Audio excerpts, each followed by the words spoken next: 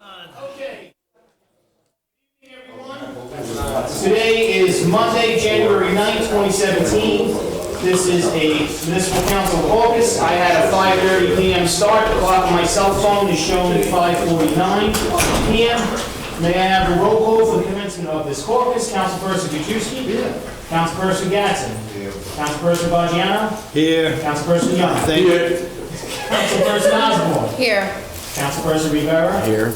Councilperson Woodham? Here. And Council President LeBlanc? Here. We have 8 council members in attendance, and I'm going to turn it over to the council president.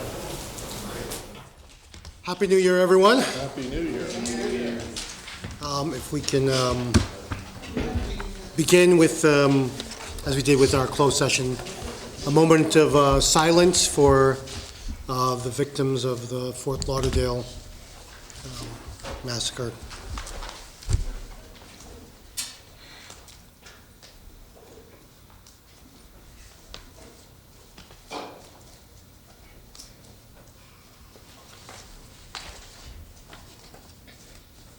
Thank you.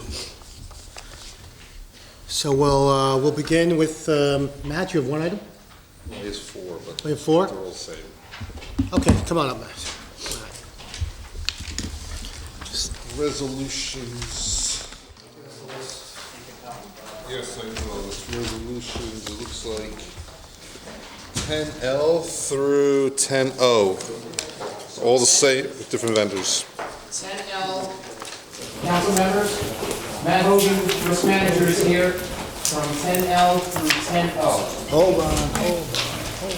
So I don't know what to share with this. What we do is we have a workers' compensation program. As you know, all employees who get injured on the job are entitled to make claims, and we run the program with outside counsel, and we're sharing it between 4 different highly regarded firms, and Matt manages the program with our TPA, our third-party administrator.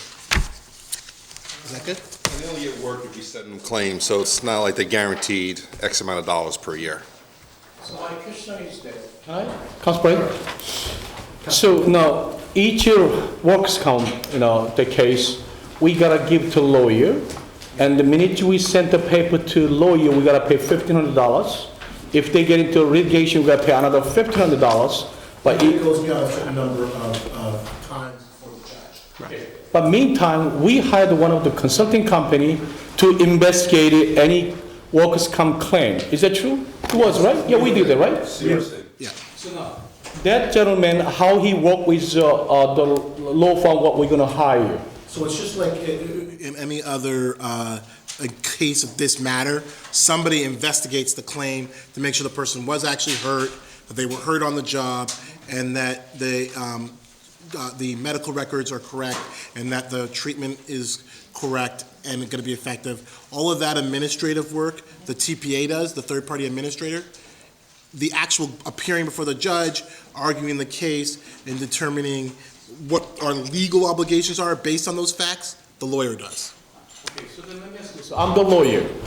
When I get some case from the city of Jersey, actually workers' comp, I make $1,500 from the city of Jersey. If their case have to go court, I'm gonna make another $1,500. So I'm automatically. No. It's not? If you go to court more than, what is it, twice? More than twice. Okay, so then do me a favor. Because our role is just a check and balance. I'd like to know, we're gonna hire the 4 company. I don't know how many we have a workers' comp claim, but I'd like to know total workers' claim numbers, 2015 and 2016. And then based on those cases, how you divide to the 4 law firm, and each law firm, how much you pay for 2015 and 2016. Can't you do that? By spreadsheet, so we know exactly. Sure. Law firm A, how much he made it, law firm B, how much they made it. So just make a clear record, okay? Certainly. Can you do that? Yes. So 4. We've had different numbers. When we first came in, actually, we had an attorney on staff that was doing them, but it wasn't and we had 1 outside counsel, I think, but it wasn't, we had 2, an attorney and staff. So we've went to getting rid of the attorney on staff who did that and tasked that attorney to more appropriate functions, and we still only had 2, and then we went to 3, and now we're going to 4. So in other words, we allow increase of that claim from the workers' comp claim? We actually had 5, but Florian Kenny only handles the, they only carried over from the incinerator authority. So if we have 2 firms that handle cases that are filed in Hudson County and 2 to file outside Hudson County. So that matters, if we need, we have to be higher. But just so we know the bottom line, how many we claims we have. So if we can provide the based on workers' comp claim, based on department. So as a council who well knows that what department causes most workers' comp, and in city of just any prevention plans we have, we build. We track that. Okay, please. So when I can get it, before, couple of days, before council meeting. Absolutely. Before Wednesday's meeting? Yeah. Okay. Appreciate it, okay? All right. Thanks, No Matt. further questions from my side. Anyone Thank you, else? Matt. Thanks, Matt. Yeah, 3 things. Total claims, how it was divided, and I'll email it to you. Thank you. All right. Can I ask you for a I have 3 things that I'll leave. How many do you have, Marianne? Yeah, that's easy. How many do you have? 4. Stacy first, then you.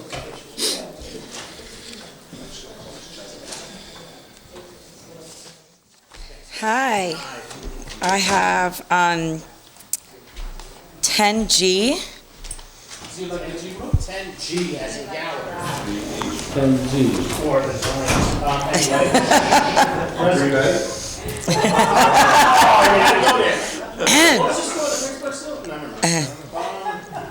Okay, so resolution. This is a resolution authorizing a partnership agreement with Hajar Hussein from the Reach Out Fellowship for a postgraduate public service project addressing community health needs of Jersey City. This is a student from Princeton that actually developed a proposal and reached out to the city to see if we would be interested in having a free employee for a year.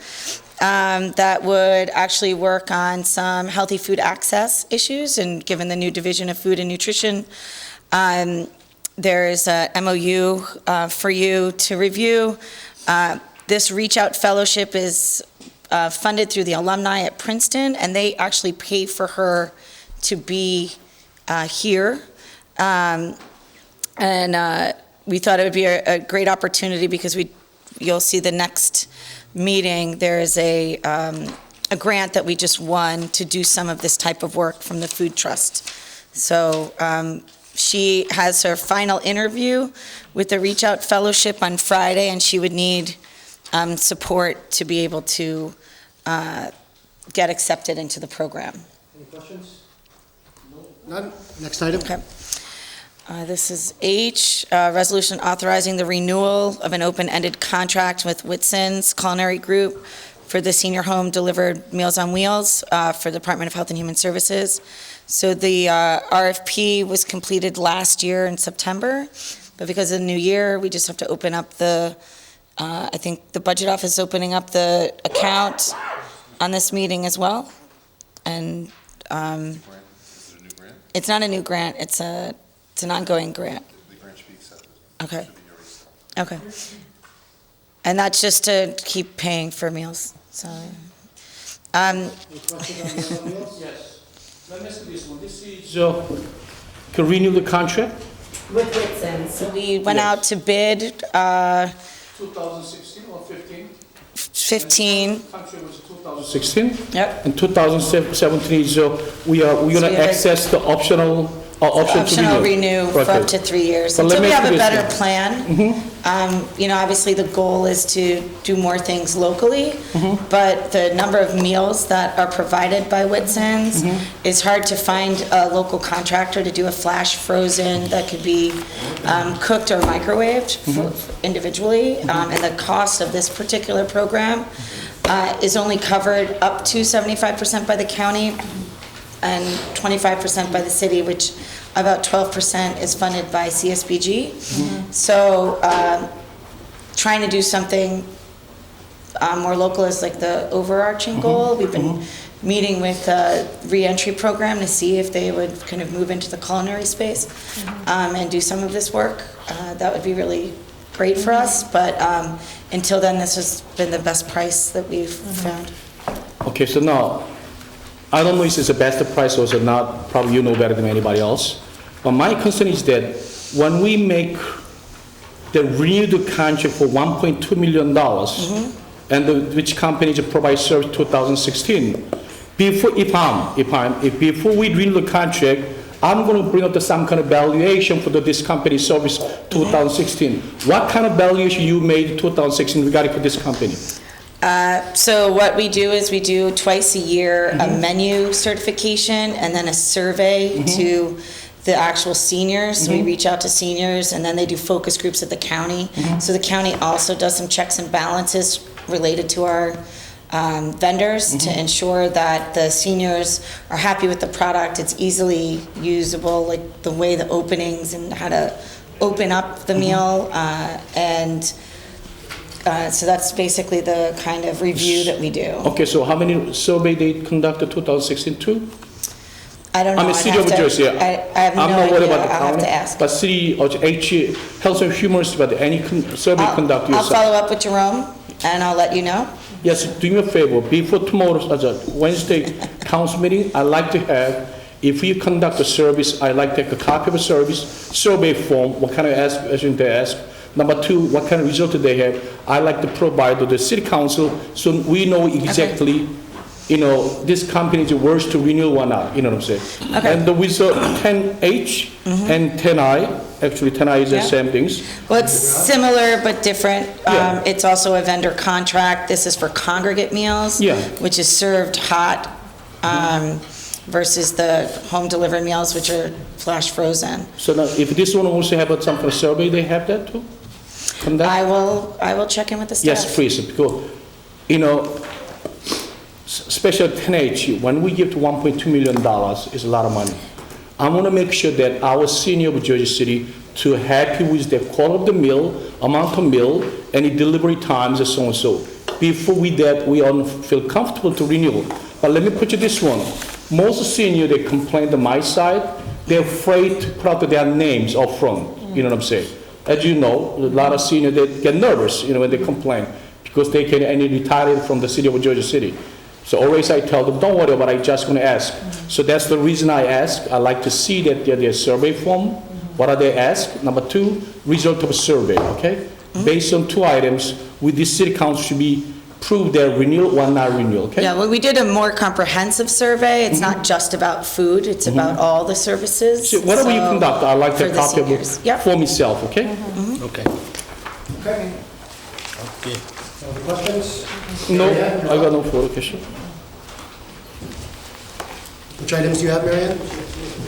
So, Director of House and Human Services, so 10H, 10I, we're gonna get the both, okay? So it's probably just one survey that covers it all. So there was like a comprehensive survey we did of all senior affairs related things. So it's not just the meal. So what I will send you is the entire survey results. Two different companies and two different services, different location. Then I like to have a separate, whatever they have there. Okay. Okay, all right, good, thank you. So before Wednesday's meeting, right? Yes, sir.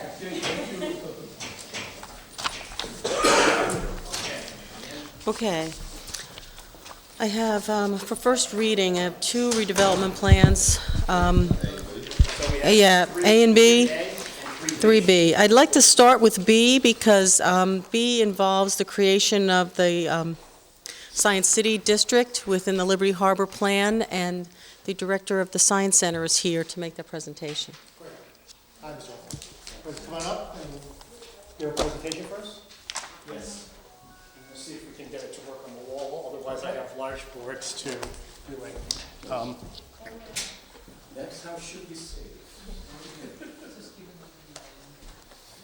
So we'll try that for a moment, but thank you very much. I'm Paul Hoffman, and I've been at the helm of Liberty Science Center for 5 years now. We're very proud to be here in Jersey City. We're the largest cultural institution in the state, and we're the largest interactive science center in the New York metropolitan area. We've increased our attendance by 200,000 in the last 5 years. We now have 650,000 people that come a year. And just to give you an indication of how we work with Jersey City, I ran this report the other day, and 83% of all K through 12 students came to the Science Center last year as part of an organized school trip. That was 30,500. And that doesn't include kids that went with their parents. We have 2,000 families that are members of the center.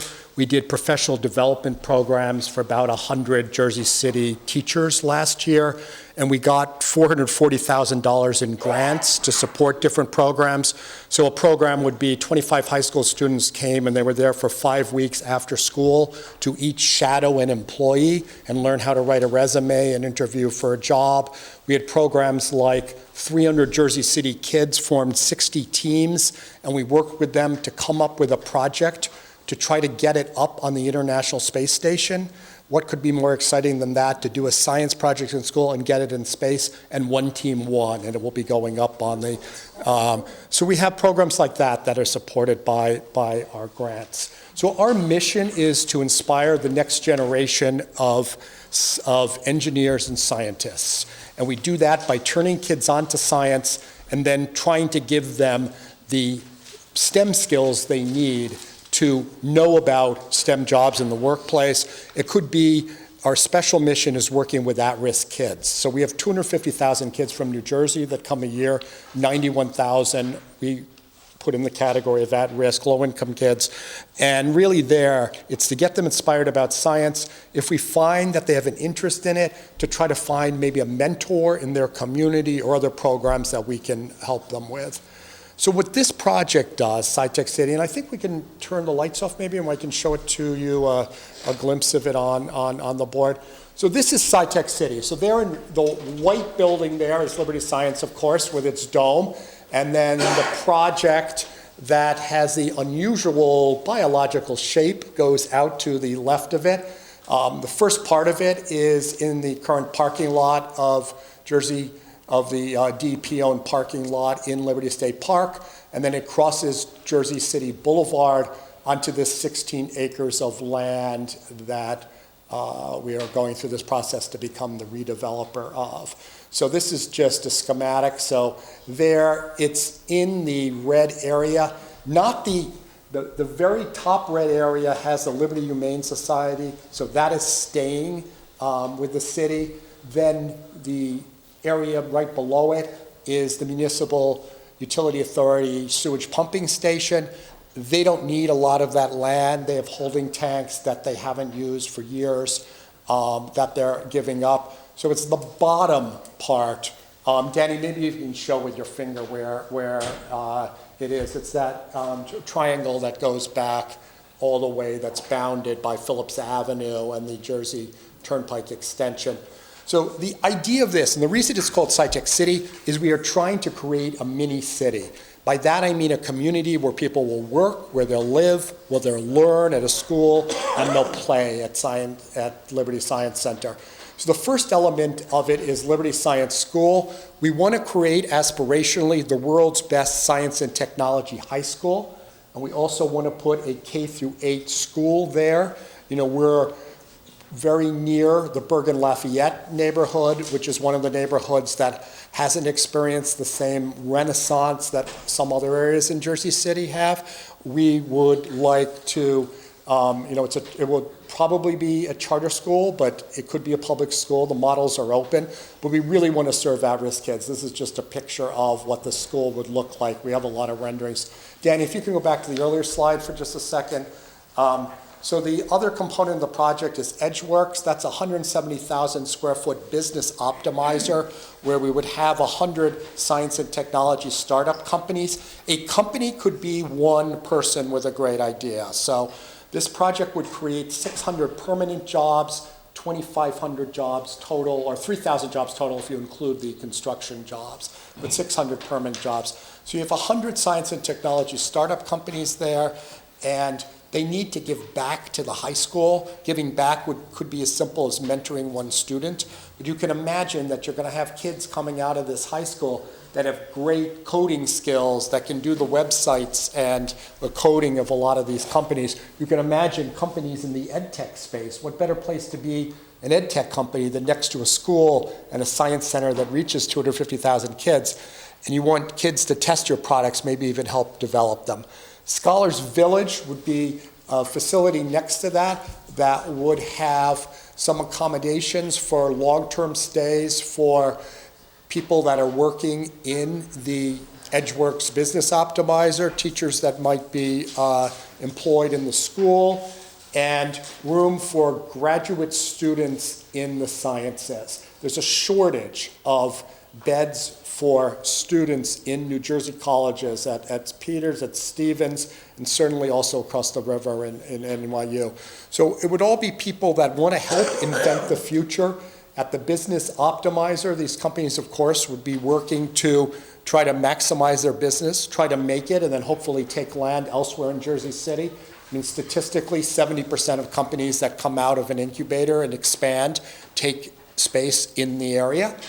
And this whole project has a much higher social purpose. One of it is to create jobs and companies in the sci-tech sector, to educate our youth. We have a shortage of kids going into science and technology, but it's also to come together to solve some social problems. So we have a small conference facility, and this whole project was the mayor's idea. He joined our board 2 years ago, and he was struck by people like Richard Branson and Jeff Bezos or Corey Bargman. She's not a household name, but she leads President Obama's brain mapping initiative, the idea of figuring out what all the neurons in our brain do. To give these people a place, and other people locally, where they could start their next science and technology company, but also come together to solve social problems that science and technology bears on. But that's the project in a nutshell.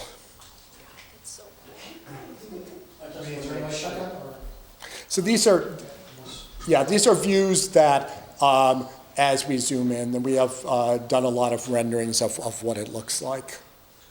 Who owns the land? The city. And we're gonna give you how many acres? Turn on the light. Yeah, let's turn back on the lights.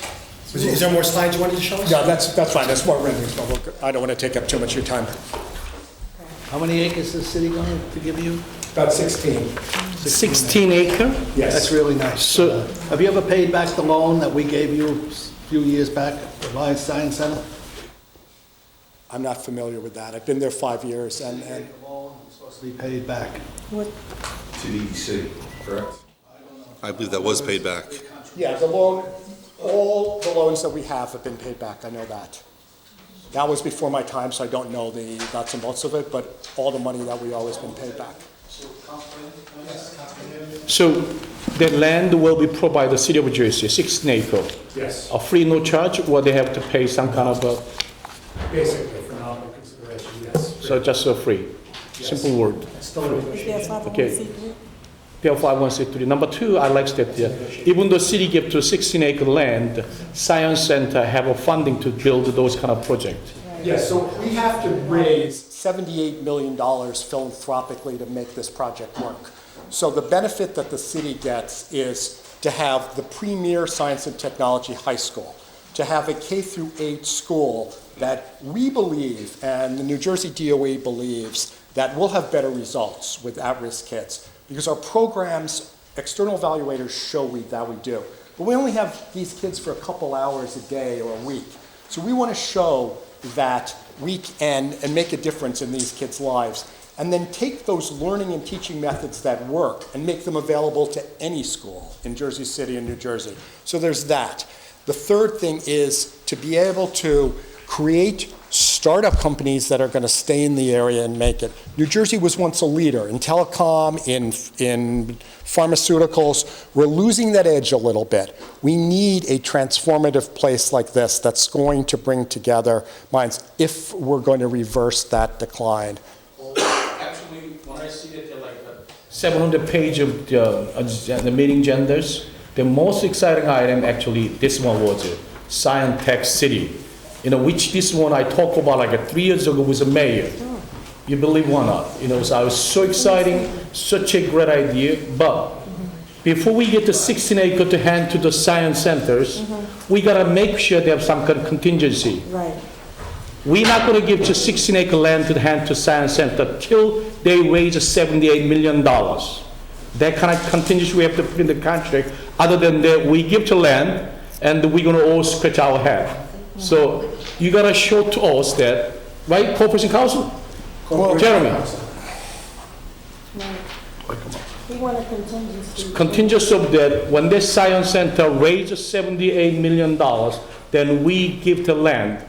We don't raise a fund, we give the land, we go nowhere, just we lose 16 acres to the... Well, there are provisions in the redevelopment agreement where the land will go back to the city if we don't achieve our goal. So you are protected in that's already in there. There will also be... Yes. Yeah. That would be part of the redevelopment agreement. With Jersey City Development Agency, that there's a reverter clause in every agreement, and that's absolutely been discussed. So timetables aren't met, if milestones aren't met, and met goals. We have to set the terms, so till when, you know what I'm saying? Not the forever. So what kind of plans they have? Can you more detailed information? You raise $78 million over the 5 years or 10 years, so we can see something. So in an ideal world, if we're able to raise that amount of money, we also need 3 venture partners that are going to be doing the individual elements, putting up investor equity and taking on the debt to be able to build that. If we're able to do this all, we would open this in late 2020. And if we can't raise the money over the next year and a half, all of it, then parts of the project could happen over the next 1 or 2 years after that. Any committee, any company, any private sector or public sector of the funding so far? So we are working on a possible federal program that could be worth $30 or $40 million to the project. Right now, there isn't subsidy built into our financials. Any subsidy that we can get would improve the financials. The Grow New Jersey program could be very attractive to someone who wants to operate the business optimizer, assuming that program is renewed by the next state administration. There are industrial revenue bonds at the state level that make financing attractive. So our financials don't include that because we're working on those projects. Councilman Gadsden? High school is going to be established, right? I'm sorry, yes. High school is going to be built, right? Yes. How many students are expected to be in high school? So our model right now has 1,000 students total, 300 at the high school, 700 at the charter school. That's You said 300? 300 at the high school, 700 at the charter or public school, K through 8 school. Yeah. And that model is based on looking at some other very successful specialty high schools. When we get into hard negotiations with partners, a high school partner may say, our experience is we need an 800-person high school, Paul, because that's the best way to do it, and we'll amend this accordingly. But right now, we've looked at some very successful schools to create this model. Have you had any conversation with the Jersey City Public School district? And kind of like, for being that the Jersey City Public School is a big partner in helping the Liberty Science Center thrive, I would just be wondering, like, would you want to extend upon that experience as opposed to going towards building a charter school, like doing something on that same continuum with the Jersey City Public Schools? Like, you know, I go outside of what they're making you successful over the last couple of decades. We'll definitely, it hasn't been decided exactly how to do the school, but with the flexibility we want is nobody in this country yet can point to, here's the best way to teach science and technology. We are losing this as a nation, not just as a city or as a state. So we have to make sure that what we do in that school has the maximum chance to succeed. And whether that's doing it as a public school, then we'll do it as a public school. We have more flexibility as a charter school, so that's something that we've been pursuing. But we're flexible. Well, in Jersey City, you know, there's been a lot of special programs, a lot of special schools being established. I just want to ensure that the conversation is had with the Jersey City Public Schools, because we don't want to siphon Absolutely. from what has been making you successful over the past couple of decades. So make sure you have a conversation with the Sure. before you move outside and, you know, create charters. And if you find those integrated programs, I'm quite sure you can discuss that with Absolutely, absolutely, Incorporate that inside of, what is being done. absolutely. It's an add to what Councilman is mentioned to that. So more likely you make a more oral presentation to this table. So when we can see that there's some more like what your detailed plans, can't you make another presentation to city council?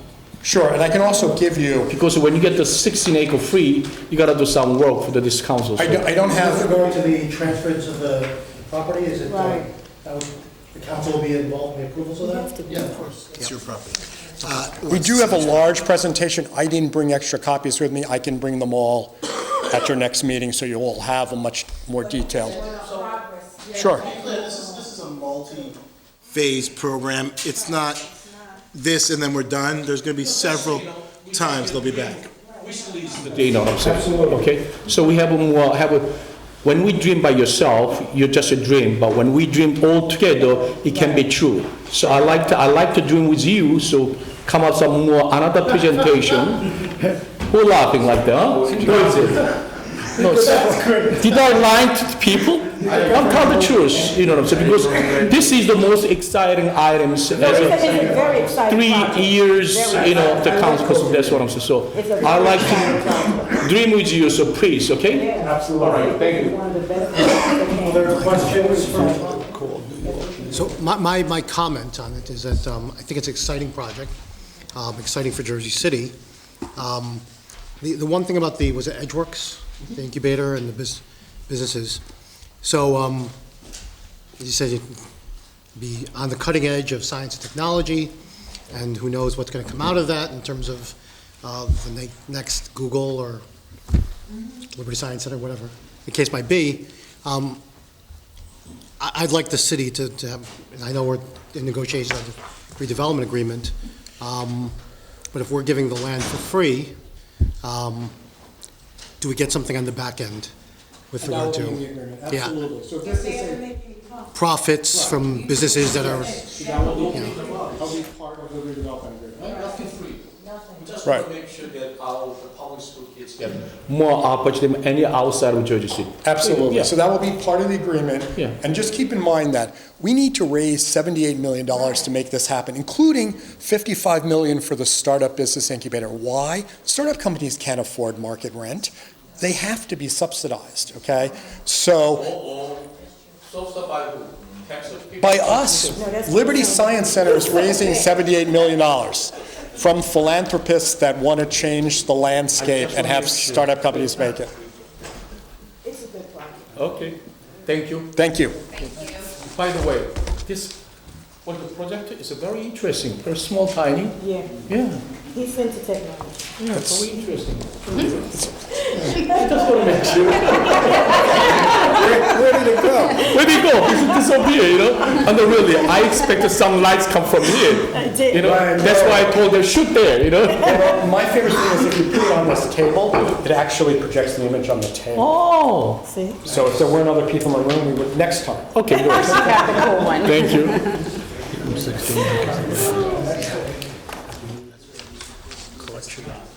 3L. What else do you have, Mary Ann?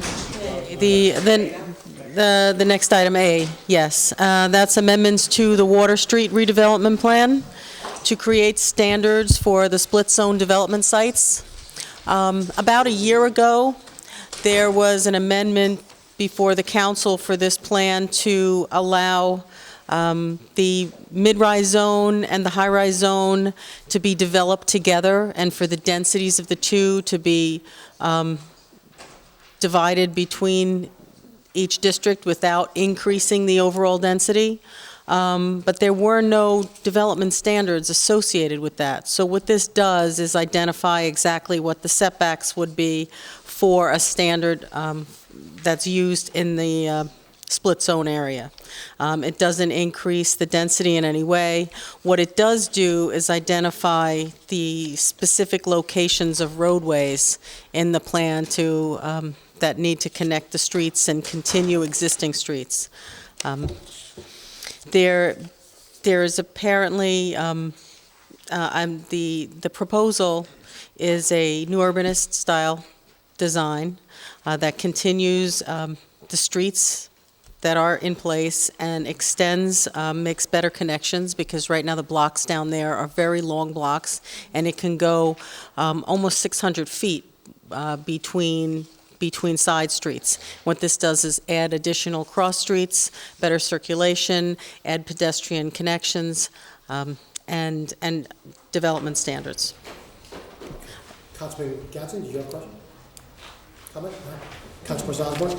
I had a related question, just not with specific to this redevelopment plan, but kind of, it piqued in my mind when we talk about like mid-rise versus high-rise and split zone, that oftentimes on the zoning board of adjustments, and we have some issues with our R1 that we're going to correct hopefully tonight, or Wednesday night we'll introduce and the following one adopt. But we also have problems where folks will have a property in zones like NC, neighborhood commercial, and R1, and then they, because they've acquired a property that's in NC and in like R1, they'll use, they'll use it as an excuse to go to the zoning board of adjustments and get like pretty significant zoning changes. Is there a way that we can have like some split zoning rules applied to those types of things? Can we create an ordinance for that? So that those types of things don't go to the zoning board of adjustments, but that they're governed by zoning law? We actually do have a split zone standard, and I don't remember specifically what it is. However, what brings the people that you're talking about to the Board of Adjustment is not because it's a split zone, it's because they're asking for, they're using that as an excuse, saying, well, this is where the zone line is drawn, so that because of that, I should be able to receive a little bit more. So they're asking for more from the Board of Adjustment than what the zoning automatically grants them within a split zone. So everyone can always ask, they can always ask for more. The Board of Adjustment would make a decision on whether it's granted or not. We do have a standard. The way a split zone currently works is if half of the site is in the NC and half of it is in the R1, you get for the project, you can build what's permitted in the NC and what's permitted in the R1, exactly at the line. But what happens is people will look at that and say, well, it's rational and reasonable that we should make this an average, and that actually is forced to go to the Board of Adjustment because they're increasing technically the density. They'd be putting NC zoning on an R1 site, and that could only be allowed if Board of Adjustment grants the variance. Okay. Okay. Okay. This is word B, right? Word B. Yes. Yeah. But I'm asking if the word B council manager just say like, did you make a full presentation to council? Thursday they did it? Yeah. So you fully understand, right? Yeah. Okay, then. Man, what is going on down there? That area behind where the fruit market is, which is in here. Yeah, this is,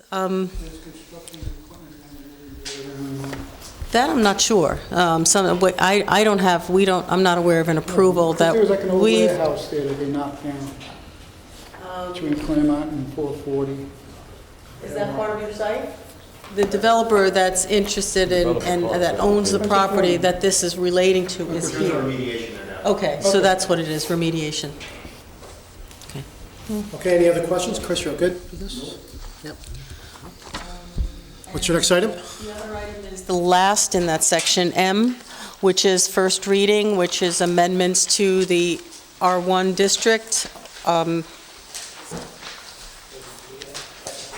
That's City Ordinance 17-013. This would amend Article 5, zoning and design standards, and this was for the, also known as the R5. And that's for first reading. Now, the planner who worked on this is Tanya. She spent many, actually I want to say many years, it's at least 2 years with community meetings and doing surveys of the existing conditions in the area. She's away this week, but she will be back and she can answer questions and go through details at the next reading. I can answer some things if you have any, but I would prefer that Tanya can give you a lot more thorough answers.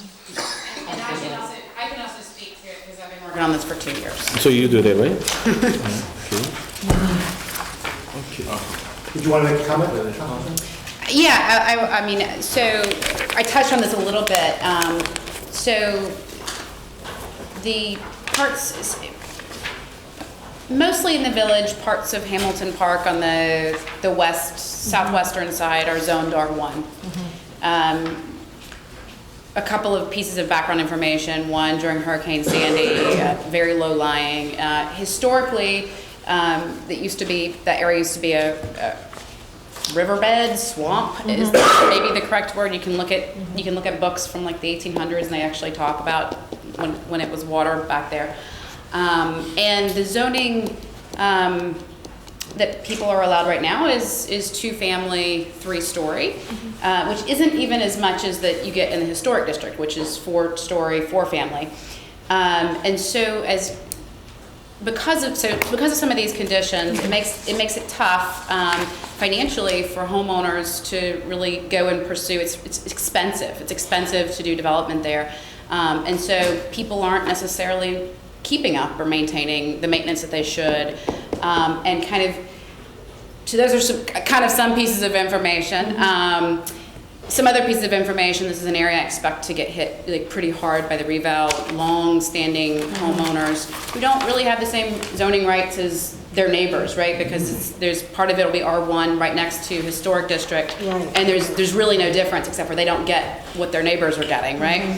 And moreover, we've had so many instances where because of all of these hardships, people go to the Zoning Board of Adjustments and they get approved to do things even because they have these problems and these hardships, they get granted kind of quite frankly, whatever they ask. It's so they come and they'll say, I want 6 stories, or I want 8 stories. And so now the neighborhood is starting to kind of lose cohesiveness.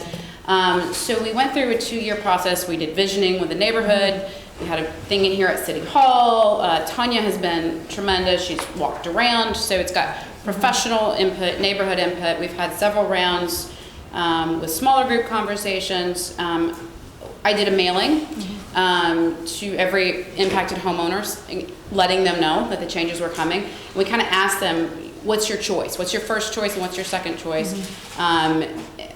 And we gave them the options: do nothing, keep it the same as is, go to 3 stories, 3 families, 3 stories, or go to 4-family, 4 stories. And the vast majority of people want to go to, or not the vast majority, I should say, the majority of people want to go to 4 stories. And the planner's professional opinion, like outside of like the neighborhood input, but just like what the right thing to do is planning wise is to go to 4 stories. And so I would recommend that we do this. I think it'll stop the flow of people going to the Zoning Board of Adjustment to get exceptions. And I should also kind of make note that there is a state statute of zoning by variance, and we're probably getting pretty close to that in the R1 areas downtown, because everybody who's going is getting approved. And basically they're saying what somebody could take to court is, hey, the city's not doing its job by creating the correct zoning for this area. And so this concept of zoning by variance. So I would strongly recommend that you guys would vote to both introduce and adopt this. It's been incredibly thorough. Not easy, but very thorough. Marianne, let me ask you a question, because I know sometimes I receive calls with, it's R2 zone, that when they build certain houses, it's R2, but there's another unit on the bottom. That would be illegal 3. Right. So what are we doing to kind of confront that? Because the way they're building some of these residents, they build it like it's another unit. We're actually exploring a lot of different floor plans right now to try. And so if 1 and 2 family homes, when they're built by state statute, they are not allowed to be required to have a site plan. So if the setbacks are met and the heights are met, and it meets the use as a 1 and 2 family zone, they can pull building permits just as of right. And if they'll build a 1- and 2-family home. If they put in a legal 3, that's up to the inspectors to find and see.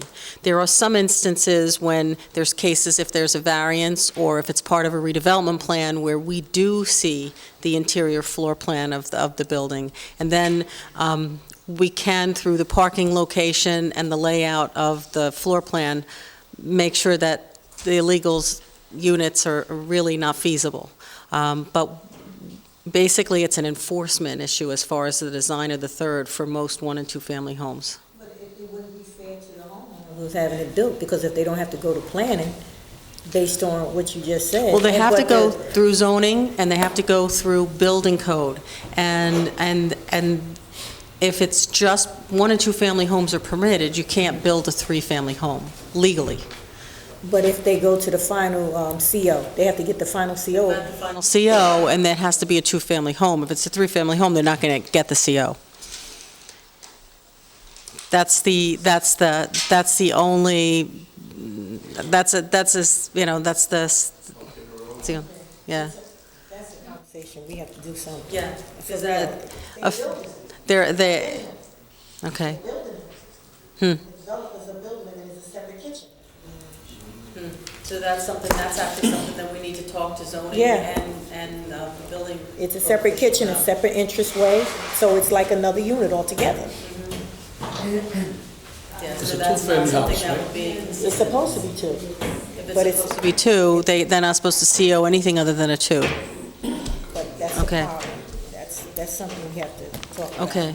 All right, thank you. Okay. Okay, Mary Ann, just on this, so this R5, the area is currently 3-story, 3-family, and you're upzoning it to 4 stories, 4-family? Is that the basic? Currently, a height of 45 feet is permitted. But it's it's also but it's a 2-family maximum zone. And So it's the same height, but more? yes, yes. Well, not the same, 42 feet. Yeah, there is one other additional, very confusing limit in the current R2 zoning that limits the floor-to-ceiling height. So it basically, what that does is, even though 45-foot maximum height is currently permitted, the current floor-to-ceiling height, if you were doing a 3-story building, would not reach 45 typically. So that's what's caused some of the controversy and confusion. So just the implication then is there's more units, right? Yeah, it's more units. So Candace, just as far as like parking for the area, folks aren't concerned? Or I'm just asking. It doesn't change what they have. That's right, it doesn't change what they have. Nothing changes what they have already. The neighborhood's gone through this ad nauseum. I'm sure one person will come to the council meeting and say, but you're... Well, I'm saying that she's right, but when you increase it, double it, 2-family to 4-family, whatever they have, the parking situation will make it worse, that it's okay. The people gonna be adopted that the worse the situation than now. I think Councilman summed it up at the beginning. The issues here are the condition of the buildings and the flood issues as well.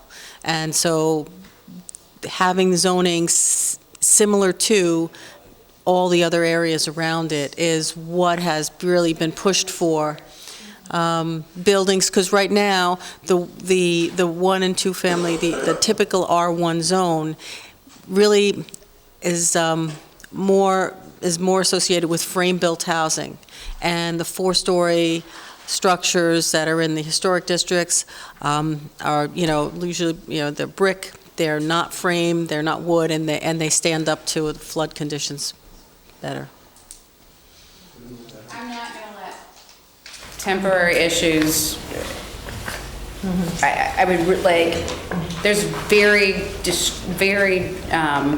clear signs with regard to how parking is changing and driving is changing with driverless cars and Uber and algorithms and bike shares. And the numbers downtown are, 38, just so you know, only 38% of all over Jersey City, 38% of households don't have cars. I would reckon that's a lot higher downtown where you have several modes of transportation. And to me, people wanting free parking on the streets is not nearly as important as helping out the people who are about to get killed by the revow and who are getting, very much at risk to flood conditions. Like the revow is going to, I'm just very concerned that it's going to kind of knock out whatever economic diversity we have downtown, out of downtown, and this is a really important issue for downtown. That's why it should have been done 4 years ago. Okay. You have another item? That's it? Resolution, but I don't see it, so I'll leave it with you, and maybe it can go up next time. I didn't see it. Yeah, this is a copy. Did you submit it to? Yeah, it went with one of the other ones that was sent up. Cost reimbursement. It's the TPA staff person that we have. It's Marcia Patel. Yeah, it's just, you signed stuff. Just add this late item. Okay, thank you. We'll add it as a late item. Find the original. You want to just go through it and just say where these? Sent the original. I can do another original. Yeah, just go through it now and then we'll tweak it from there. Okay. This came up. Where are we at with the changing of the 2060 plan and the redevelopment? We had a staff meeting on that to get ideas from all the planners, and we've got a list of about 20 items to address. Right now, both of the top people, Tanya and Matt in particular, had a lot of ideas, and Tanya as well. Both of them are away this week. So once they come back, we're going to be able to put something forward. But we'll have meetings with the community and you first before we, bring it to the planning board. I'm just glad to hear that they're planning the department to have a consideration for and a plan to amend the Journal Scale 2060 plan. Good job. Did you ask him? Good job, really. They have a lot of concern about 2060 plan. Time to amend, because people who live in Jonas area, they don't want the same things happen like the way it happened downtown. So I think that's the first step to move up to correct the problem what we experience in the downtown. So it's very good. Good job, Councilman. Good job. Good job. Thank Mary Ann. So she's the best. So I can say that, Mary. We're going to get it done. I have this one item is a resolution. It speaks of an agreement with the New Jersey TPA funded by New Jersey Institute of Technology. That is the staff person, the transportation planner that we have, Barka Patel. It provides the funding for it. We've been doing this for 15 years now. You don't have this in your agenda packet. Okay. Okay. All right, thank you. Thank you. Any other one here on staff? We get Jay in, 10K. Yep. 10K. This is a resolution awarding a contract to creative risk underwriters for our stopgap insurance. This is, as you know, we are self-insured for our benefits, but we do purchase a stopgap insurance in the event of a catastrophic illness or situations. We did it through a public procurement process. There were 2 responses, Creative and HM, I believe it was? HM Life. The premium for Creative was lower than HM Life, therefore they are, that's one of the reasons why we will recommend them to the council for award. We know each year we have anywhere from 16 to possibly 26 situations where stop loss will trigger in. On a bad year, we're looking at the higher number. On a good year, looking at 16. We already know of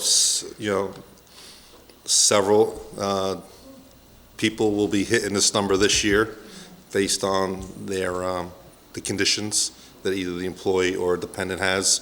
So we recommend that the policy be renewed this year. Jay is, you've met him several times, McMahon is from AccuSure. He's from our healthcare broker. They analyzed the 2 proposals and they agree with the recommendation for creative risk. So if you have any questions, Jay and I will tackle them for you. Questions? Yeah. Councilman. Actually, I wrote it this one to send to email, but we didn't get the, actually, somehow IT department, people we study, I call like 3 times today, IT department, nobody pick up the phone.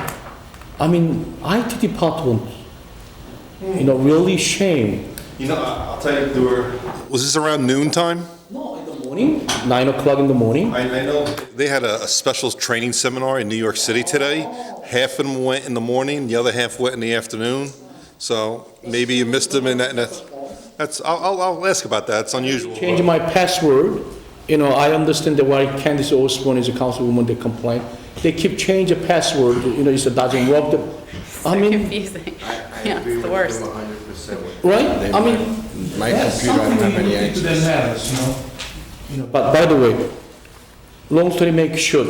So now, so if anybody claims more than $25,000, stop getting insurance kick in to pay difference or more than 20, how they work it? So the stop loss or reinsurance levels are set quite a bit higher than $25,000. You'd pay an awful lot of premium for that. We take a look at the claims experience and determine what level is most economic for the plan at any given claim. So $225,000 is the current self-retention in the plan. So the city self-insures its employee and retiree health plan up to $225,000 on any given claim. The extent to which a claim exceeds $225,000, the reinsurer reimburses the city up to an unlimited amount. Do they have any maximum coverage? Stop getting insurance. Pardon me? Do they have a maximum? No, there is no maximum. It's an unlimited maximum. Part of healthcare reform requires that employer-sponsored healthcare does not have a lifetime limit. Therefore, the reinsurance matches that. So, God forbid, you can have some very significant claims. You have a premature birth, that type of thing. They can be millions of dollars. So, the reinsurance comes in at $225,000 currently on any given claim. And again, the extent to which you incur claims beyond that, they are reimbursed by the reinsurer. And as the business administrator mentioned, we generally have between 16 and 20 some odd claims that breach that reinsurance level in any given year. Some years the reinsurer makes money, some years the city makes money. Over a 5-year period, about 90% of what you spend in reinsurance premium is reimbursed. Okay, I see. So now, let's say XYZ city employee, ABC, not XYZ, ABC city employee claimed $500,000. Then actually stop getting insurance like a reinsurance.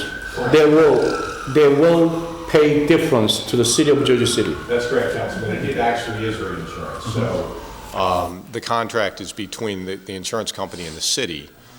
We manage that process to make sure that those claims are properly submitted and properly reimbursed, and then we do a reconciliation at the end of the contract period. Okay, so in other words, the reinsurance, they have no maximum cap to cover. They're unlimited. That is correct. Okay. And the cost is taxpayer $2.75 million. It's 2.7. Yeah, we usually get claim around the 90% of premium what we pay. Over an extended 5-year Over period. 5 For years. example, this year thus far through October, which is where we have completed claims experience, we're at $1.6 million against 2.7. Now that'll continue to develop as time goes on. In any given year, it can be much lower than the premium you pay. In any given year, it can be much higher. But over a 5-year period, the loss ratio runs about 90% of paid premium. Okay. Thank you. Thanks, Jay. Appreciate it. Who else we got? Anyone else? Okay, from the top. We touched on items 3A and 3B. Any questions on 3C? Settlement agreement. The settlement agreement with 311 Washington. Jeremy, yeah. Where's Jeremy? You want to defer to that? We'll come back to it? Let's come back to it. We'll come Okay, back to that. 3D is the amendment of Chapter 160, which is the tractor-trailer float. Yeah, that was omitted when this was done earlier. Any questions? Any No? questions on this? No. Okay, 3E is the amendment to Chapter 254 and 287. See, that Jeremy is here? Not yet. He's there, but Joanne, Joanne is here, right? Yeah, she's here. Joanne, you want to come up? Yeah. She's hiding in the back. Which ordinance? Ordinance is 17005, first reading 3E. 3. 3E? Yeah.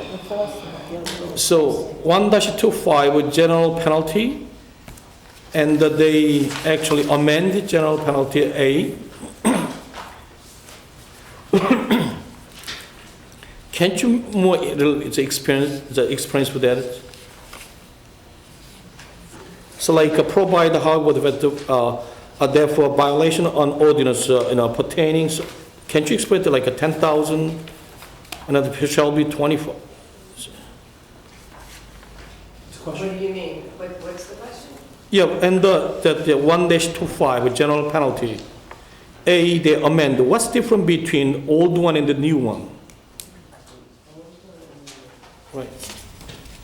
They amend, The violations and penalties? Yes. I know the statute Chapter was 287, amended section to allow 49. higher penalty,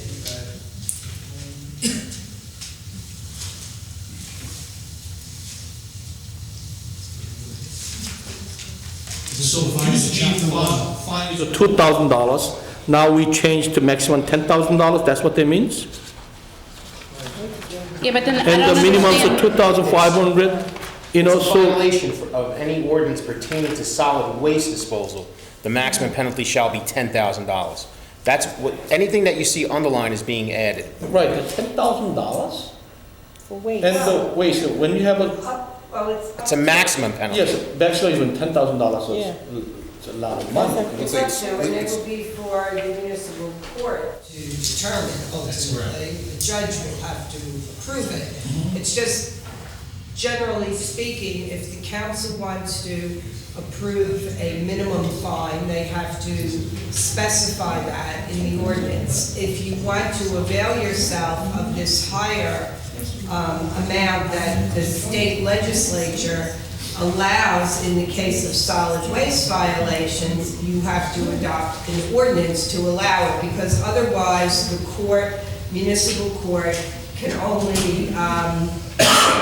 only impose a fine of up to $2,500, because that's the maximum that But no, can I add, for yes. most ordinances. So But can for you- solid waste, Okay, the state legislature determined that that was not sufficient, and municipalities should be allowed to charge more or impose a higher fine, depending on the facts of the case if they desire, which is what this allows. But ultimately, it's the court that will decide what the amount of the fine is.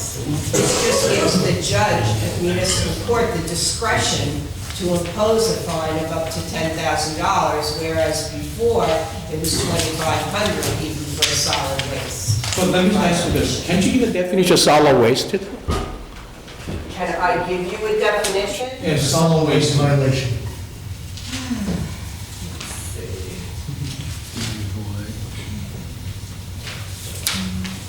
I mean, it's solid waste disposal. I'm assuming this is dumping, but what exactly we are talking about and what quantities, I would have to get back to you. I don't have that in this ordinance. Then this ordinance shouldn't even be looked at tonight, so. Why? No. You just said, what you're saying, Joanne, is that Well, it's going to Depending have the on- whole code in front of me, but if I, now that I know that question is being asked, I would get the information for you. Okay, join another one, Council President. And also, vacant properties that, the 254-21-10, the vacant property next page. And provide, however, that the minimum penalty for violation of this chapter shall be fined $100. I think a back-end building, we should be hitting a little higher than $100 actually. That's the major problem is in our neighborhood. The way these penalties work is you're just setting a minimum, and the judge and the municipal court will exercise their duly appointed authority to assess the fine in a way that makes sense in the situation. And the way we... Right. A lot of vacant building in the Heights area, they use it as dumping ground. The whole neighbor dumped it, and the property don't care. But the problem is once the really process of $100 is not. Once you set the minimum, you can't do anything about it. And what you don't want to do is have a fine assessed somewhere, and then you find out it's because it's not actually vacant, but it's a deceased family member. People are figuring it out, and now you're just whacking them with fines. You want to leave the appropriate amount of space to be pure. No, but that's why the judge is going to have judgment in this case. Yeah. That's what I'm saying. Yeah. You want to have enough space the judge can use judgment. But at least starting not the minimum $100, the minimum $200, $300. We shake down a little bit that careless or absent the property of the backing lot. I think we should be incepted. We change most, I agree, but it's $100 is too light to start it as a minimum. Can we change it? I will check, because my recollection is, I haven't looked at it recently, but if there may be a limit on the minimum fine. So I want to make sure. Yes, please, okay? It's $100 for certain offenses, and it may be you can't go any higher than $250 for these other offenses. Okay. But I'll Yes, check please, that. because the other one is a minimum, like we say that 250 property that 1 to 4 units. They have even those kind of thing is a minimum is a higher than guy who dumped the garbage in the vacant building, so property. So maybe look into if we're able to amend instead of $100, start at least $250 to make sense. Okay, so a request to look into the limits for a minimum, statutory limits on the fines, and a request for what a solid waste violation is. Explanation, okay. Anything else? You wanted to go to 3C. Going back to 3C. Jeremy is here. Jeremy is So, here. as you know, this is arising out of litigation. I feel like in this litigation, so much of it has been public. I didn't feel a need to go into closed session on it. But what's going on here is, this has been a matter that's been before this body and before several courts many, many times. And it arises out of what is a fairly innovative plan for the Powerhouse Arts District, wherein they tried to create affordable housing for artists. The problem started right from, I guess, approvals with the developer on the project. And the developer, I guess, rejected what was perceived as an unlawful obligation to provide on-site affordable housing. We went to court on that several times, and ultimately the city prevailed. And it was determined that the property was in fact appropriately designated as on-site affordable housing for artists. But that only created additional problems as to how those units were to be maintained, how they were to be allocated, and most importantly, how were the service charges for the unit to be paid. We took office, and this case was well on its way, maybe 8 years or something like that into it. When we took office, we tried to figure out the best way to resolve it, and that spun a whole new set of litigation, because the developer is a litigious, I think, person, and really, frankly, resented the construct we were trying to move forward.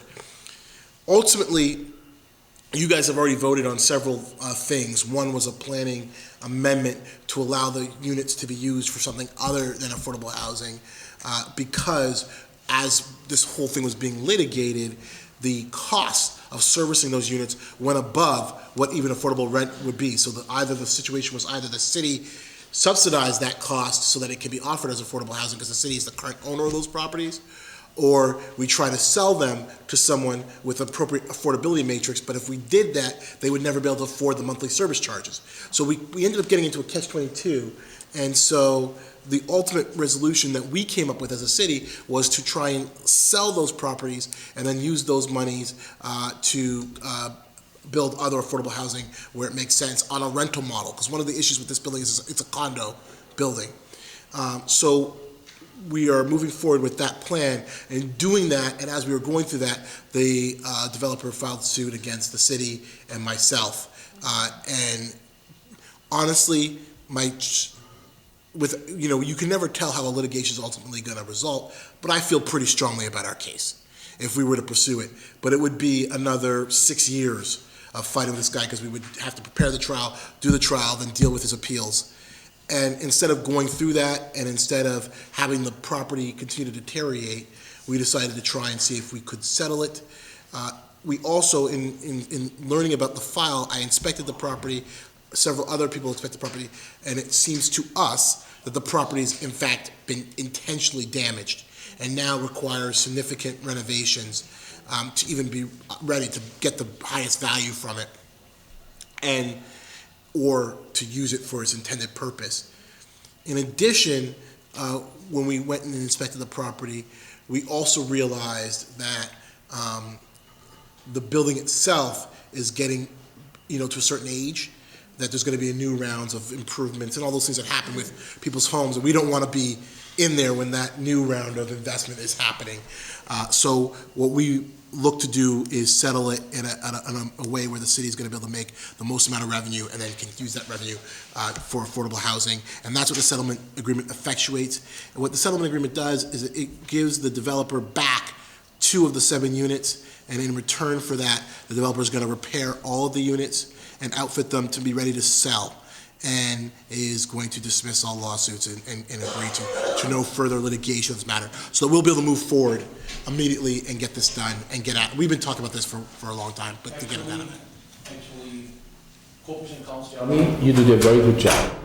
We pay for the property tax for this building too, right? And service charge. And the service charge and maintenance. It's gotta be stupid to do that, but your leadership actually solved a long time litigation. At the end of it, it's a very good job. But now, any timeline that when they're able to finish to complete that innovations? We've been working with them, and we've kind of given them a timeline. It's a little bit crummy because of the time of year we're doing this, but it's all internal work. So as soon as we approve the settlement agreement, they have a certain number of days, and I don't remember exactly, to get started, and then they got to move on that timeline. And I'll just see if I can pull it out for you. And there's incentive for them too, because they don't get the second property turned back over to them until they do the renovation. Right. So that's what he said, that we understand. But now, business administrator, if they finish the renovation for the 5 units, so in other words, instead we get 7 units, we give the 2 units back, we're going to take 5 units. It's still better than nothing. Good. So now 5 units, how you plan to? You're going to put on the public auction to sell the building? How the money, where they're going to go? General fund or any go to special affordable housing units? When the units are sold, the proceeds from the sale will go into the Affordable Housing Trust Fund. Okay, so total money. Total money. How much do you expect? The assessor has estimated the properties to be anywhere from $600,000 to $700,000 each. So ultimately, I don't know if auctioning is the best way to go. I think the best way to go is to broker it out because we're not. When you do the auction, you call everyone to the table, and then they bid on it, and you have to have a certain amount of money to even take part in the process, and blah blah blah. And rather, we want this to go to families, or not families because they're smaller units, but to go to conventional people that are building their lives here and are going to live in the units. And so you want to use a broker to. People can come and look at the unit as you would buy your home. If you go to auction, you're going to get investment people, really. If you go to certain brokers, then they have a concern that which broker city going to hire. Do they have any relations? No, we have, for lack of a better term, a broker of record, which is the JC. More likely, we favor public auctions. So JC. Oh, that's what. That's why I want City of Jersey should be sell through the public auction instead of the JCRA. I'm not really feel comfortable, you know what I'm saying? Because that's what they do for us. That's yes, but we can sell it ourselves, right? No, we can't sell it the way they sell it. We would have to. The only way we could sell it is at a public auction. But we won't make as much money at a public auction ultimately. Just so you know, for the timeline, it says unless, in section C, it says unless and until the work is complete, to the reasonable satisfaction of Jersey City shall hold the first property lien against Unit 2E until sold, and upon 2E's sale, the proceeds held in escrow. Jersey City shall file on the record, blah, blah, blah, blah, blah. If the work is not completed, this is section D, the work is not completed to the reasonable satisfaction of the city within a 180-day period commencing with the transfer of Unit 2E, Jersey shall have a continuing option of extending the period and completing the work itself and compelling the return of title to Unit 2E. So that's how we did it. We gave them 180 days, and then we have remedies. Okay? So I'm sorry, I stepped out. So for 5 units coming to the city. City and sewer going to take them? No, we're going to sell it. Okay, 3F is a franchise ordinance vacating a portion of Day Street located, 3F. 3F, folks. Vacating a portion of Day Street located at the end off of Charlotte Avenue. Any questions? Any questions on 3F? Freddie, Senate Place. You know, By Senate Place, Richie.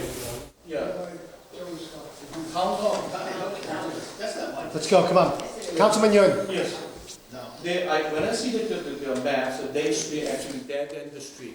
You know, it's they're not used anymore as a public size, but we give to them their land will be their property or the next, right? At least they should pay some dollar to city of Jersey City, even though we not use it. You know what I'm saying? You know what I'm saying? How many square feet is that? That we give to them? Yes, how many square feet is that, the land? Because I look at the maps, I try to figure out, calculate it, but it's not easy, was it? So any attorney, the lawyers from that next to the property owner not here? Because Who's involved? this is a pretty big, you know, it's a lot of square feet, you know. Who's involved with this? This is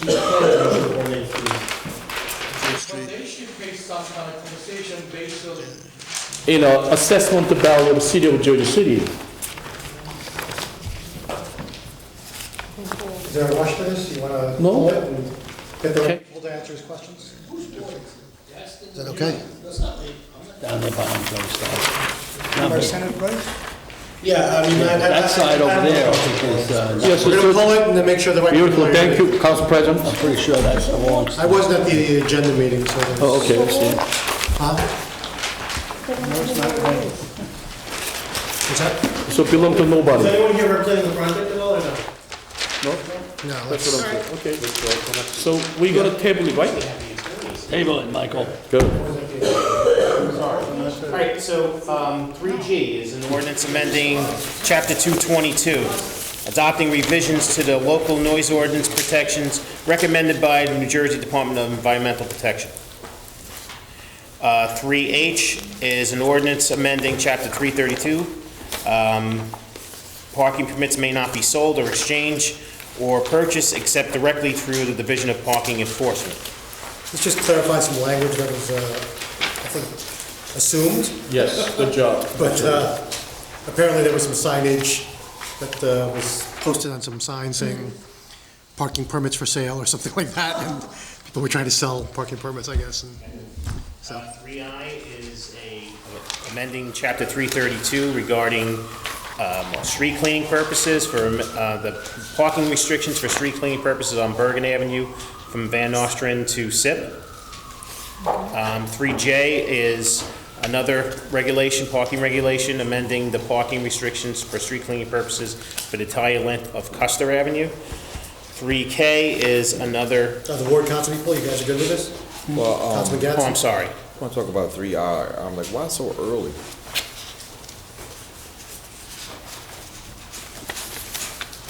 That's not changing the time, start time. It's just the days of the week that's changing. Yeah, it's changing the days of the week. Chris? I mean, like, I know it's no change, you know, just a change from 9, whatever, to 8 o'clock, whatever, but I was just wondering, like, why so early? 7 a.m., right? 7 to 9.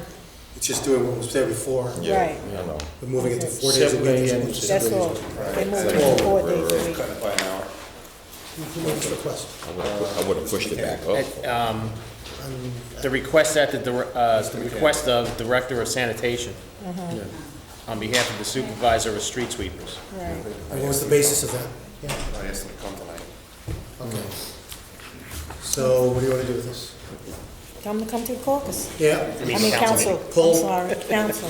You'll pull it, so there's no rush. My thing is not necessarily whatever the shortening of it, like why so early, but if that can't be changed, whatever. Let's pull it and. You want to pull it and find out?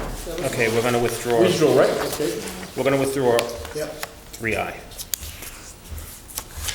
3J, 3J, any questions? it's a similar thing, except. Yeah, I read that. And 3K is designated 22 feet at 423. I'm going to read these into the record during the council meeting. That's why I'm just summarizing them. No parking on Palisade Avenue Monday through Friday except holidays 7 a.m. to 9 a.m. and 4 p.m. to 6 p.m. This is in Ward D? Or Ward C? Word C, add the word D. This is getting ridiculous with this no parking always. Daycare centers that are opening and it's getting out of hand. There's no parking in the streets anywhere and we're giving away more and more parking spaces and they're coming into residential areas and having daycares in houses. I don't know if this one's in a house or what, but it's getting out of It's hand. for pick up and drop off. Yeah, it's just for pick up and drop off in daycare. That's all. Yeah, pick up and drop off, but you can't park there. People, the parking, we've been giving away parking spaces for the last 3 or 4 months. What's that, It's for 2 hours in the morning and 2 hours in the afternoon. All right. Correct. But Councilman Bogiano's. I gotta go there and look and see if this is a bumps, I mean, this is Ward, small houses. Yeah. You want to take a look at it and you want to? Can we pull it and? You want us to withdraw it People until going back up, take a look? go look at it. They will. Pull it? Because it's just, Is it just, drop off. excuse me, is it just the underline that's changed? Yes. Yeah, it's just the. It's the red and that's a Palisade. That's Hutton Street, that's in Billboard. 416 is me. Yeah, but all those others are already in effect. Yes, The only just thing- the underlined version's being It's the added. underlined version is the 227 So it's just his feet ward that's being north of added. Hudson. 23 Palisade Avenue is being added. This would be in, Your board. Yes, daycare center, I look at it. Okay. Yeah.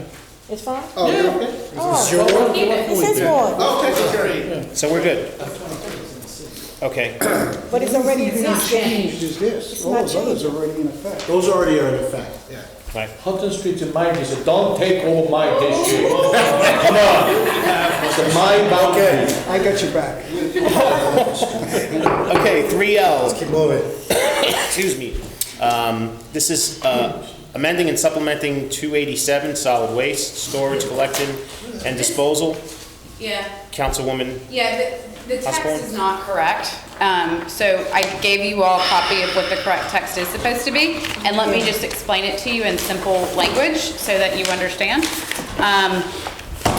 First of all, there were previous rules, the JCIA, that never got carried over about you're supposed to put your trash out after 7. So first of all, that puts this in here for regular homeowners.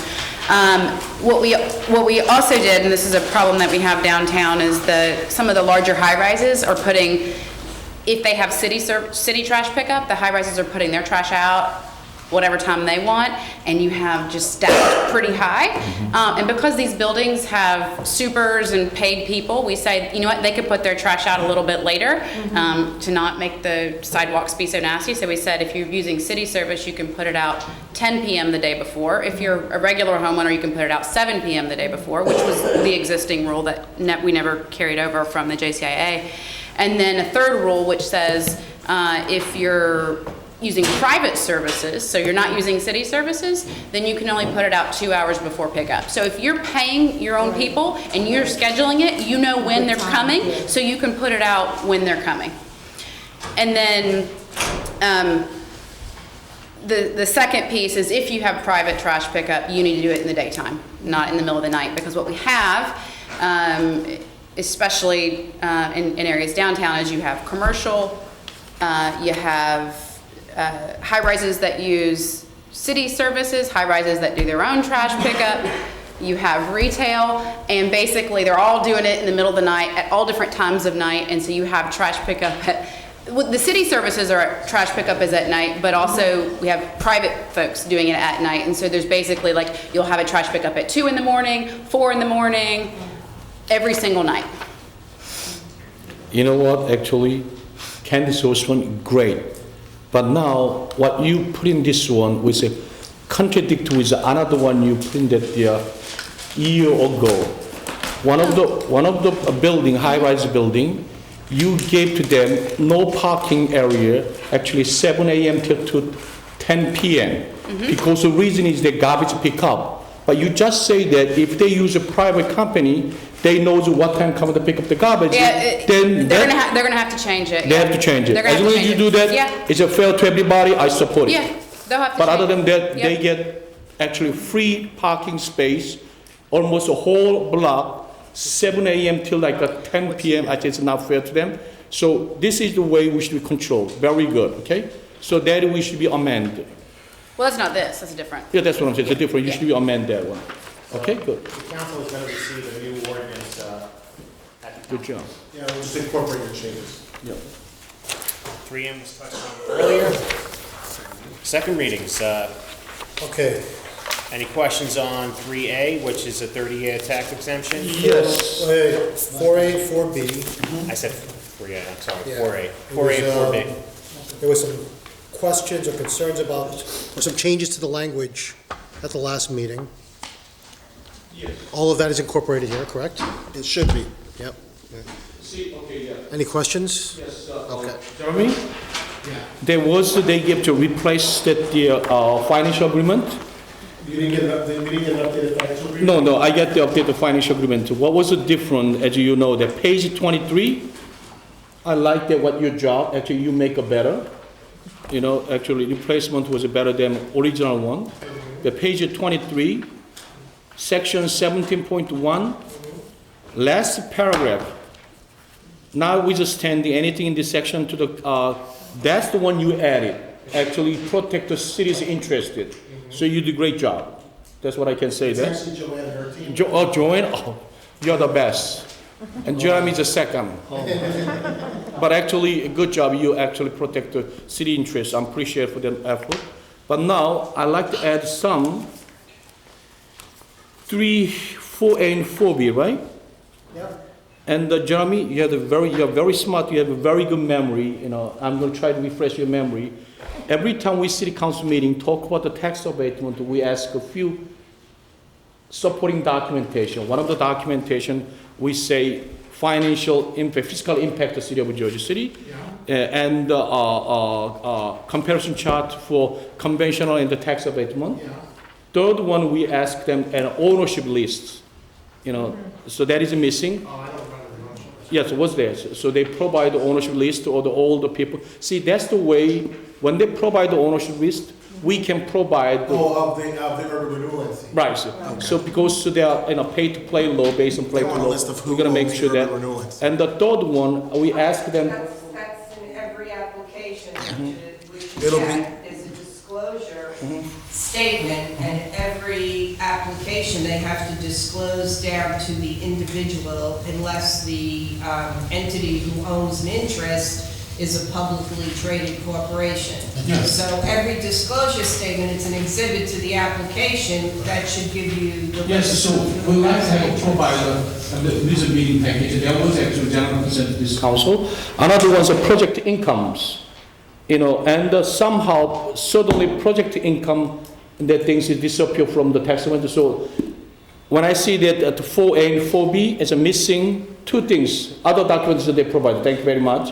There's now project income and the ownership list of the shareholders, okay? That's what I will The ownership need. list will be in the application. Yes, in application, but we like to have it here as a meeting package. He wants Okay? it separated out. Yes, can you do that? Actually, they do that 2014. We can do that if you like. Yes, somehow started 2015, disappeared the documentation. So what do you want? One is a project income. He wants the ownership, he just wants the urban renewal ownership. We'll just take that page from the application and give it to him again. And the income, both of which are in the application. Yes, So you want them pulled out? Right, thank you very much. Yeah. You're the best. Can I read the resolution?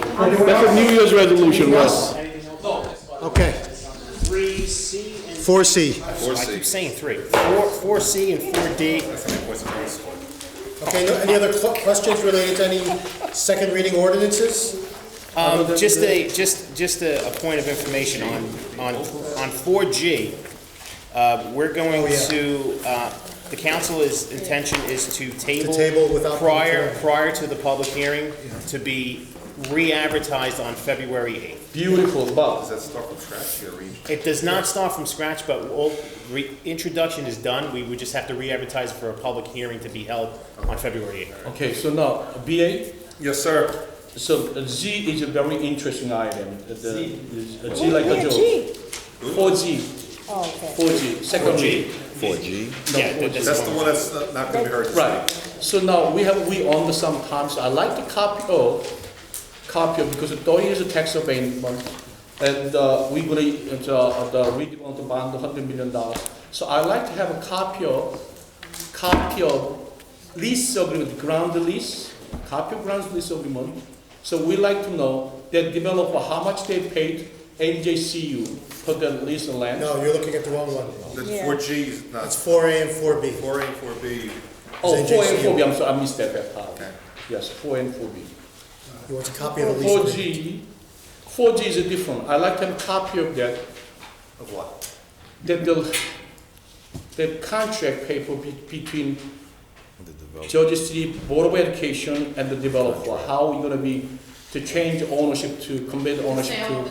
Yeah, I mean, it's Yeah. disclosed in the redevelopment Development agreement. plan. yeah. And so you can get, I will get you another copy of the redevelopment. That's no problem. No problem. All right. Can we get in the redevelopment agreement? Councilman Gasson, folks? I have a small question on 4G. Because the Jersey City Board of Education has taken ownership of the building once the developer builds it.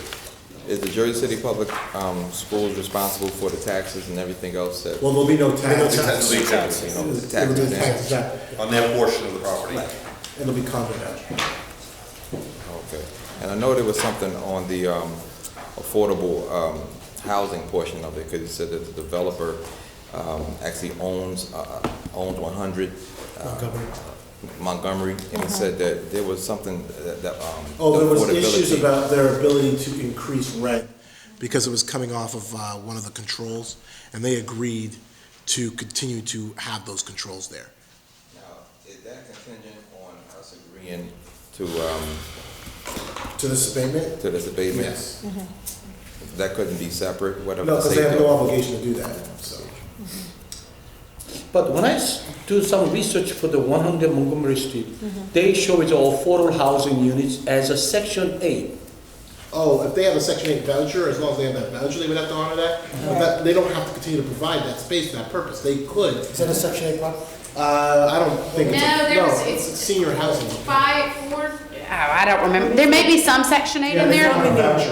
But the rest of it was like, it was some other, and I don't even remember what it was, but it doesn't even exist anymore. Exactly. I don't remember what kind it was, but it was some other type of affordable housing, I don't know, 4GH, or I don't remember what it was. And that doesn't exist, and that's why they were allowed to sell, like, to kind of configure and sell, and they could do whatever they want with that building because that expired. I don't remember the term for it though. But the Section 8 is a separate thing, and if there's someone in there that's just because they're accepting a voucher, it's not a Section 8 building. Who's the point person on this one for the city? For the city, Marcos is point, yeah.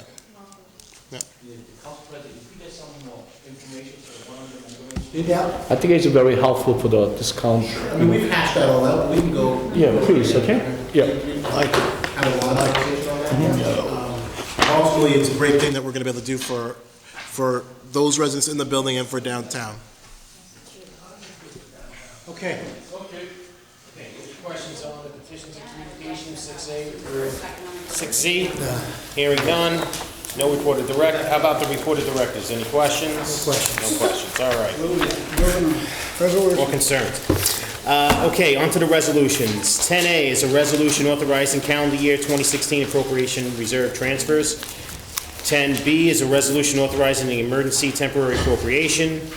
10C is a resolution authorizing replacement of lost third-party tax sales sorry. certificate. Let me go back to 10A. Sure. Right, So this is going to the library. Money be, cover the health benefits. okay. No, question about the library. There any more word about the finishing up the construction of the library? I know Gardner had talked about. You know what, I think the interesting thing, maybe what we should do is have her come in and give a presentation about it at one of the caucuses. Well, we promised her funding in the next round of capital. That was the commitment. That Deputy Mayor Brady Phillips met with her, explained to her the situation.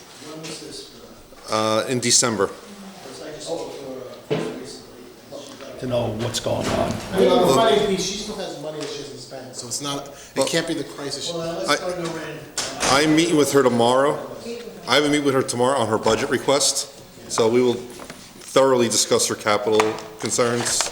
But the plan that Deputy Mayor communicated to her was the next round of capital, which will be later in the year. Okay. 10D is a resolution authorizing acceptance of a gift of a piano from Katrine Sapp to the Mary Bethune Life Center in Jersey City. 10E is a resolution authorizing the City of Jersey City to execute a revised programmatic agreement with New Jersey State Historical Preservation Office concerning review procedures under the National Historic Preservation Act. Every time we ask them to do something, like the cemetery and other stuff, we get nowhere. They have to start getting more active and more militant about getting certain things in this city declared historic, like the Summit House. Resolution 10F is a resolution authorizing the City of Jersey City to enter into a rink participation agreement with the New Jersey Devils. 10G through 10I was touched on earlier. 10J is a resolution award of a contract to Spin Cube Inc. for the purchase, delivery, and installation of computer equipment for the Department of Public Safety Division of Police through the National Cooperative Purchasing Alliance. So the 10J, I have a question. Who's going to answer this one? I'll do my best. Okay, good. Now, when I see the invoice, I really scratch my head. Anybody see that? Everybody see that this invoice? Right? So now, we're going to purchase 3 computers, right?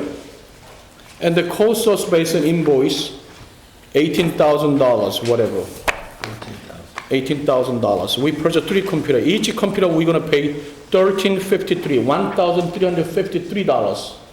And if we see that the 1 year's maintenance per year, you know how much they charge for each computer for maintenance? They charge $2,477 for $1,300 computer. Are we crazy? Okay. So. I don't really. We might be. I don't know. Good question. You have to ask what these systems are. I'm sure that it's not just a basic desktop. These are. No. That's a good question. No. Bob, yeah. You know what I look into? I do research. You know what is, even they use that Intel Core i5, that's the 5th generation. You know what? i7, actually i7, 7th generation speed computer use that chips, still price cheaper than this one. Okay. I mean, long story make short. Would you like us to pull and have them come to the next caucus? There you go. Sure. 10J, all right? You do good work. Yes. Okay, 10K and L were touched on. 10K through 10O were touched on earlier. Oh, by the 10J is one of which group? Yes, withdrawn, yes. Okay. 10P is a resolution authorizing professional service agreement with Donahue Grande Doria Tompkins, LLC, certified public accountants to conduct the annual audit of financial statements and federal state grant programs for the county. There were 2 bids on this. This is the low of the 2 bids. And they are also our current auditor. And they did not even raise the price after we took on the incinerator authority funds, so. This is the company with the regular base, right? Yes, there's a regular. Seems like they do, when I read it, the audit paper, they do decent job. I think a pretty good job they I do. think they do an excellent job. Yeah, I think so. Next, 10Q is a resolution reappointing Kalima Ahmad as a part-time judge of the Jersey City Municipal Court. 10R is a resolution authorizing the purchase agent to sell various impounded motor vehicles at public auction. 10S is a... Can I just? Sure. I remember this came to us before, or maybe it just came to the agenda meeting, I don't No, recall. it came to the agenda meeting. So these bids are like outrageous, right? Right, so these are, the fees that you see are what the storage fees are, and they continue to grow each day. There's a dollar amount that's charged each day to be held. The problem is, we should be holding more regular auctions. I believe this is the first one we're doing since the incinerator authority was dissolved. Our goal, I would love to do a monthly, that's probably a little bit unrealistic, but maybe every 2 months to do this so that the fees aren't as high. But nobody's gonna pay this. So no one's gonna pay on it, exactly, and what's gonna happen is the car pound will then keep the vehicles and they will sell them for scrap. I got it, okay. Have we saved any money by closing our Jersey City car pound? We'll have to do an analysis on that. The only thing we saved is probably personnel-wise. We don't have people assigned down there. I'm sorry? Other ways, like you just explained. You know, we do all these things, mergers and everything, and all they're doing is creating chaos. I think done under the helium. I know, I'm not saying, I know, but it's absolutely ridiculous. I think when the auctions are done regularly, the pound will only get the fees associated with the storage. Anything in excess of that, the city will recoup. So therefore, we start. We're also getting more aggressive, we're gonna start bidding out that stuff more. We're actually probably going to bid out, have more than 1 pound, so have one each side of the city. For the towing. Towing? Yeah. $200. When we did it in the police department, went to the pound, and the fines stayed with the city of Jersey City. So I don't know how we're saving money at all. We'll figure it out for you. You have to figure it out, I know, it's another BS game. 10S is a resolution authorizing that settlement of the suit, the Constance and Pellets, we had the closed caucus on. 10T is a resolution ratifying professional service agreement with the law firm Adams, Gutierrez, and Latta to represent police officer Andrew Barella in the matter of Terrell Chapman versus the city of Jersey City. 10U is a resolution ratifying professional service agreement with the law firm of Floria, Kenny, and Raval to represent the Jersey City Incinerator Authority in the matter of Filbert Alvarez versus the city of Jersey City. 10V is a resolution reappointing W. Nevis McCann as a member of the Jersey City Jersey City Board of Trustees. 10W is going to be added, that's with Marianne, right. And if anyone doesn't have any questions. Motion. Have a motion. Actually, I'm sorry, I can beg your indulgence for 1 second. I would like to introduce a resolution, and I apologize, it's a late item. On January 13th, the U.S. House will take a vote on repealing repealing the Affordable Care Act. And so the Medicaid funding in New Jersey will have an impact on Medicaid funding, certain legislation there. So looking to do a resolution urging Congress to oppose those changes. Okay? Putting it together. Yep. All right. That will be 10X. Okay. May I have a motion to adjourn at 7:32 PM? Motion made by Councilperson Waterman. May I have a second? Second. Second by Council President Lavarro. All in favor of the motion, please say aye. Aye. We are out of here at 7:32. Good night, everybody. Roll Tide. Roll Tide.